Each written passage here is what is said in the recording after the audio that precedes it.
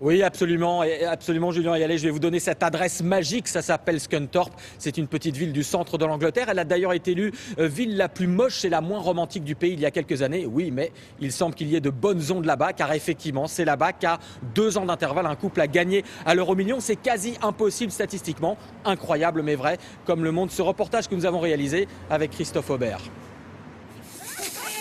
Il se dit que la foudre ne frappe jamais 2 fois au même endroit. L'éclair de la chance, lui, s'est abattu miraculeusement à 2 ans d'intervalle sur Scunthorpe, dans le centre de l'Angleterre. En empochant ce nouveau chèque d'1 300 000 €, David Lang assure qu'il n'a jamais douté de sa double bonne étoile. Ma femme a remis ses lunettes, elle s'est rapprochée de la télévision, a revérifié les chiffres, puis elle m'a dit « Tu as encore gagné. Tu as toujours dit que tu regagnerais. » Et c'est vrai, j'étais persuadé que ça m'arriverait une deuxième fois. David et Catherine Lang avaient déjà empoché la même somme il y a 2 ans, en jouant exactement les mêmes numéros.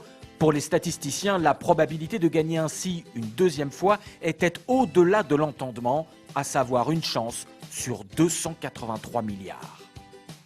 Vous avez une chance sur 1 million d'être frappé par la foudre tout en réalisant un trou en un seul coup au golf. Ou encore une chance sur 5 millions que l'Angleterre gagne toutes les coupes du monde de foot pour les 100 prochaines années. Bref, toutes ces choses sont beaucoup plus probables que de gagner 2 fois de suite comme ça au loto. Après leur première victoire, David et Catherine s'étaient mariés, avaient acheté 2 maisons et une voiture de luxe. Cette fois-ci, ils veulent partir en grand voyage. Ce sera une croisière en bateau, car David, le double chanceux millionnaire, a peur de l'avion.